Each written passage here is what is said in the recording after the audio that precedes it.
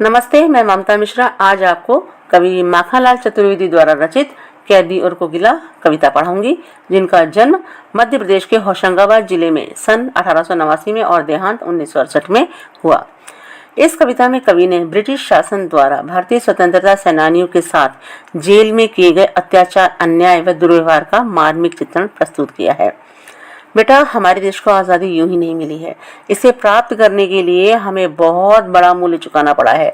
भारतीयों ने बहुत त्याग किया है, अपने प्राणों का बलिदान किया है, तब जाकर आज हम स्वतंत्र देश में खुलकर सांस ले पा रहे हैं। और इस दौरान भारतीयों को कई बार जेल भी जाना पड़ा। तो यहाँ पर कवि भी जेल में हैं, अकेले हैं, उदास हैं। अपने मन के दुख, असंतोष और ब्रिटिश शासन के प्रति आक्रोश को प्रकट करते हुए कोई ऐसे कहते हैं कि यह समय मधुर गीत गाने का नहीं है, बल्कि मुक्ति का गीत सुनाने का है। कवि को लगता है कि कोयल पूरे देश को एक कारागार के रूप में देख रही है, इसलिए वह आधी रात को चीख रही है। तो आइए कविता शुरू करते हैं।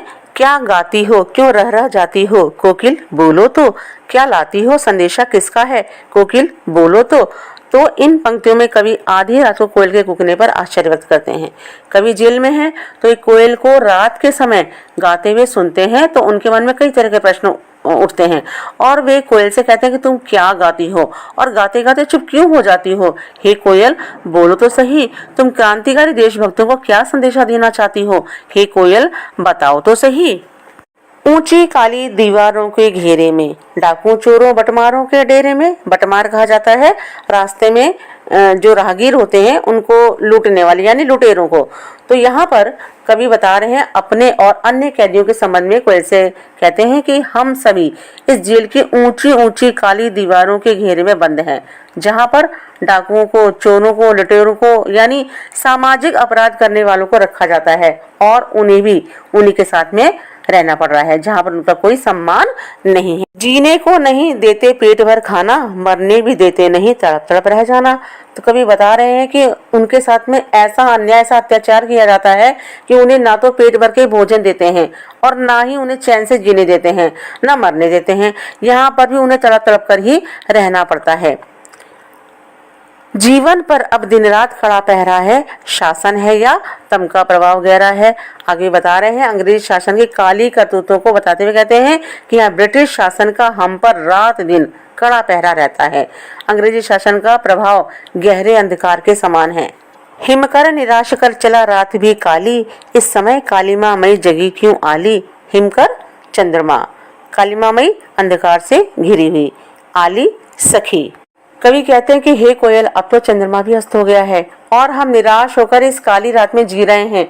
हे सखी, इस अंधकार से घिरे हुए वातावरण में या निराश के समय तुम क्यों जगी हो। हे कोयल बोलो तो सही। क्यों हुक पड़ी वेदना बोझ वाली सी, कोकिल बोलो तो।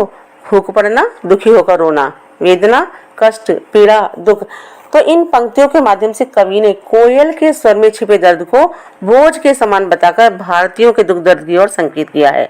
कवि कोयल से पूछते हैं कि हे कोयल, इस अंधेरी रात में जब सारा संसार सो रहा है तब तुम वेदना के बोझ के दर्द के स्वर में क्यों रो रही हो।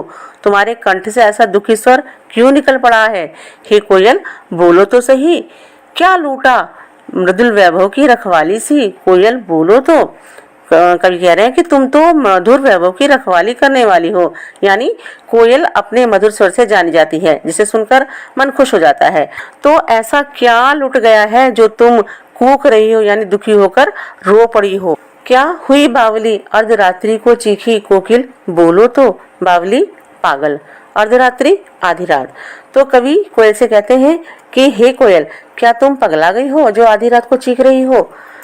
किस दावानल की ज्वालाएं हैं दिखी, कोकिल बोलो तो कवि कह रहे हैं कि क्या तुमने दावानल की तेज लपटें, दावानल कहा जाता है जंगल में लगने वाली आग को, ज्वालाएं आग की लपटें। तो इन पंक्तियों में कवि बता रहे हैं कि क्या तुमने दावानल की तेज लपटें उठती हुई देखी हैं, इसलिए तुम कूक रही है। हे कोयल, तुम अपने कूकने का कारण तो बताओ। क्या देख न सकती जंजीरों का गहना, हथकड़ियां क्यों, यह ब्रिटिश राज का गहना। इन पंक्तियों में कवि कोयल के चीखने के कारणों का अंदाजा लगाते हुए कहते हैं कि क्या तुम हमें इस तरह जंजीरों में जकड़े हुए नहीं देख सकती हो, इसलिए चीख रही हो। फिर कहते हैं कि अरे ये हथकड़ियां नहीं है, ये तो ब्रिटिश सरकार द्वारा हमें दिया हुआ गहना है, यानी इनको पहनने से हमारी शोभा और ज्यादा बढ़ती है। कोल्हू का चरक चूं जीवन की तान, गिट्टी पर अंगुलियों ने लिखे गान। कोल्हू यह तेल निकालने का एक यंत्र होता है। चरक चूं कोल्हू के चलने से जो आवाज आती है, और गिट्टी पत्थरों को तोड़कर छोटे छोटे टुकड़े बनाए जाते हैं। आगे इन पंक्तियों में कई बता रहे हैं कि ब्रिटिश सरकार उनसे किस तरह से काम करवाती थी। तो वे बता रहे हैं कि कोल्हू की चरक चूं, मतलब कोल्हू को जब चलाया जाता था तो उसके खोखले भाग में सरसों या तिल के बीज वगैरह डाल दिए जाते थे और फिर बैलों को बांधकर गोल गोल घुमाया जाता था, तब तेल निकलता था। लेकिन ब्रिटिशर्स क्या किया करते थे बेटा, वे कैदियों को बैलों की जगह पे लगा देते थे और फिर उन्हें घुमाया जाता था, और अगर वे ऐसा काम नहीं करते थे तो उन्हें कोलों से मारा जाता था। तो इस तरह उन्हें जेल में कोल्हू भी चलाना पड़ता था, और उनके चलने से, कोल्हू के चलने से जो उसके भारी पहियों से जो आवाज आती थी, उसे वो बता रहे हैं कि उन्होंने उसे अपने जीवन का संगीत मान लिया। यहाँ हमें पत्थरों को तोड़कर गिट्टियां बनाने को दी जाती हैं। तो कवि कह रहे हैं कि उन पत्थरों पर हथौड़े मारने से मानो हमारा जोश बढ़ता है और हमारी उंगलियां उन गिट्टियों पर आजादी के प्रेरणादायक गीत लिखती हैं। इतना अत्याचार सहने पर भी हम उनके आगे झुकते नहीं हैं। हूँ मोट खींचता लगा पेट पर जुआ, खाली करता हूँ ब्रिटिश अकड़ का कुआं। मोट चमड़े का एक बड़ा सा थैला जिससे कुएं से पानी निकाला जाता है। जुआ हल या गाड़ी खींचते समय बैलों के कंधों पर रखी जाने वाली लकड़ी। ब्रिटिश अकड़ अंग्रेजों का अहंकार। बता रहे हैं कि कैदियों के पेट पर जुआ बांधकर चरस यानी मोट को खिंचवाया जाता था और कुएं से पानी निकलवाया जाता था, और उस समय हमें ऐसा लगता था जैसे हम ब्रिटिश शासन के अहंकार को खत्म कर रहे हैं। उनकी अकड़ धीरे धीरे खत्म हो रही है और वे यहाँ से चले जाएंगे। वे हमें खत्म करना चाहते थे, लेकिन हम भी हार मानने वालों में से नहीं हैं। हमारे अंदर देशभक्ति की भी प्रबल भावना है। दिन में करुणा क्यों जगे रुलाने वाली, इसलिए रात में गजब ढा रही आली। अभी कह रहे हैं कि हे कोयल, तुम्हें पता है कि दिन में हमें घोर यातनाएं दी जाती हैं, इसी कारण तुम आधी रात में कूदकर हमें सांत्वना दे रही हो, यानी हमारे गाँव पर मरहम लगाने का काम कर रही हो। इस शांत समय में अंधकार को बेध रो रही क्यों हो कोकिल, बोलो तो। कवि कह रहे हैं कि अगर ऐसा नहीं है तो इस शांत वातावरण में तुम अंधकार को चीरकर क्यों रो रही हो। हे कोयल, कुछ तो बताओ। चुपचाप मधुर विद्रोह बीज इस भांति बो रही क्यों हो कोकिल, बोलो तो। कोयल से कहते हैं कि तुम इस तरह दुखी होकर अपनी कुख द्वारा हमारे हृदय में चुपचाप क्रांति और विद्रोह के बीज क्यों हो रही हो। कोयल इस तरह कारागार में बंद कैदियों के मन में देशभक्ति की भावना को मजबूत करना चाहती है, ताकि वे अंग्रेजों की दास्ता से मुक्त हो सके, और वह इस तरह चुपचाप उनका साथ देना चाहती है। काली तो रजनी भी काली, शासन की करनी भी काली। इन पंक्तियों में कवि काले रंग को निराशा का, अंधकार का प्रतीक मानते हुए कहते हैं, कोयल से कह रहे हैं कि तुम भी काली हो और ये रात भी काली है और इस अंग्रेजी शासन की करतूतें भी काली हैं। काली लहर कल्पना काली, मेरी काल कोठरी काली। कवि कह रहे हैं कि देश में निराशा रूपी काली लहर फैली हुई है, जिसके कारण मन में बुरी बुरी कल्पनाएं उठ रही हैं, और तो और इस जेल की चार दीवारी में चलने वाली हवा भी काली है। टोपी काली कमली काली, कमली कंबल, तो टोपी काली कमली काली, मेरी लोह श्रृंखला काली। लोह श्रृंखला लोहे की सांकल जंजीरें। कवि कह रहे हैं कि मेरी टोपी भी काली है और कंबल का रंग भी काला है। हमने जो हथकड़ियां पहनी हुई हैं वो भी काले रंग की है। पहरे की हुंकृति की ब्याली तिस पर है गाली ए आली। हुंकृति हुंकार, ब्याली सांपिन, आली सखी।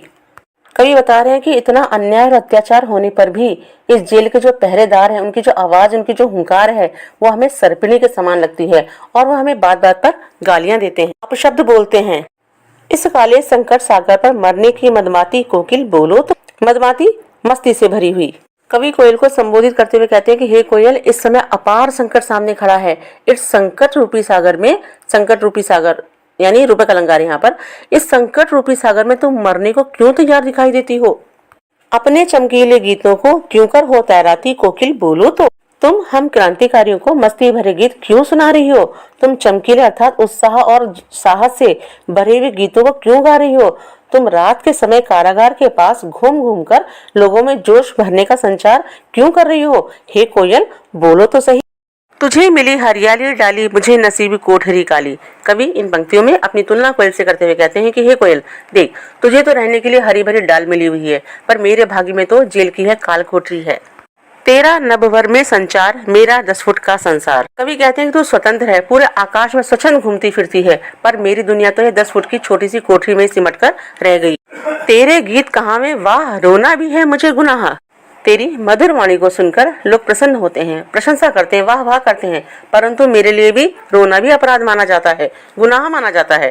देख विषमता तेरी मेरी बजा रही तिस पर रणभेरी, रणभेरी युद्ध के लिए नगाड़ा बजाना। कवि कह रहे हैं कि हम दोनों में इतनी विषमता है, ये जानकर भी तुम रणभेर यानी युद्ध का नगाड़ा बजा रही हो, अर्थात हमें स्वतंत्रता प्राप्ति के लिए संघर्ष करने की प्रेरणा दे रही हो। यह आश्चर्य की बात है। इस हुंकृति पर अपनी कृति से और कहो क्या कर दूं कोकिल, बोलो तो। हुंकृति हुंकार, कृति रचना। कवि कह रहे हैं कि हे कोयल, तुम्हारी इस हुंकार को सुनकर मैं तुमसे पूछता हूँ कि अपनी इस रचना से मैं और क्या कर दूं। क्योंकि कवि की लेखनी में वह शक्ति होती है कि वे अपनी रचनाओं के माध्यम से लोगों में उत्साह भरते, उमंग भरते हैं। और इतिहास गवाह है कि हमारे रचनाकारों की लेखनी ने आजादी के स्वतंत्रता आंदोलन में महत्वपूर्ण भूमिका निभाई है। मोहन के व्रत पर प्राणों का आंसू किसने भर दूं कोकिल, बोलो तो। मोहनदास करमचंद गांधी। तो गांधी जी ने देश को स्वतंत्र कराने के लिए जो दृढ़ संकल्प लिया था, उसे पूरा करने के लिए मैं अपने प्राणों का आंसू किसमें भर दूं, अर्थात अपने प्राणों की शक्ति किसे दे दूं। हे कोयल, तुम कुछ तो बताओ, कुछ तो इस विषय में बोलो। यहाँ कवि अपनी रचना से लोगों में जोश, उत्साह, उमंग भरना चाहते हैं ताकि लोग उनकी रचनाओं को पढ़ें और स्वतंत्रता संग्राम में बढ़ चढ़कर भाग लें और गांधी जी के संकल्प को पूरा करें। तो उम्मीद करती हूँ आपको ये कविता समझ में आ गई होगी। धन्यवाद।